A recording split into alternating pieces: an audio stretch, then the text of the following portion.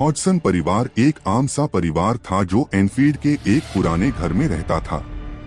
उनके घर में कुछ अजीब घटनाएं होने लगी थीं, जिनके बारे में सोचकर भी उनकी रूह कांप जाती थी।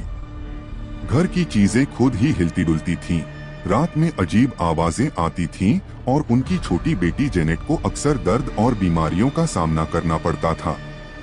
भय का साया। एक दिन जेनेट को एक भयानक आत्मा ने कब्जा कर लिया। वो अजीब तरह से बात करने लगी, उसका शरीर अजीब हरकतें करने लगा और घर में भय का साया छा गया। हॉडसन परिवार ने हर हाथ थका डाला और आखिर में पैरानॉर्मल जांचकर्ताओं एड और लोरेन वॉरेन से संपर्क किया। वॉरेन दंपति का आगमन। वॉरेन दंपति अपने अनुभव और कौशल के लिए जाने जाते थे। उन्होंने एनफील्ड के घर में जाकर जांच की और पता चला कि घर में एक पुरानी और शक्तिशाली आत्मा का वास था। आत्मा एक पुराने सन्यासी की थी जो घर में रहने वाले लोगों को परेशान करना चाहता था। एक कठिन लड़ाई। वॉरेन दंपति ने आत्मा को भगाने का फैसला किया। यह एक कटु और खतरनाक लड़ाई थी।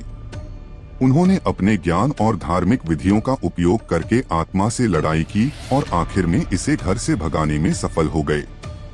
सुकून की वापसी। आत्मा के भाग जाने के बाद हॉडसन परिवार को सुकून मिला। जेनेट को आत्मा से आजादी मिल गई और घर में फिर से शांति छा गई।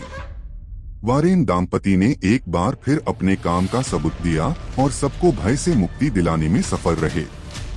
यह कहानी सच हुई थी 1977 में एनफील्ड में।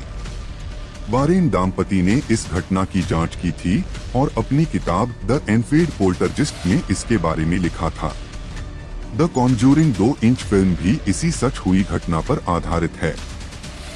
आपको ये कहानी कैसी लगी? क्या आपने कभी कोई ऐसा घटने का अनुभव किया है? अगर आपके पास कोई और सवाल या कहानी है तो मुझे बताएं।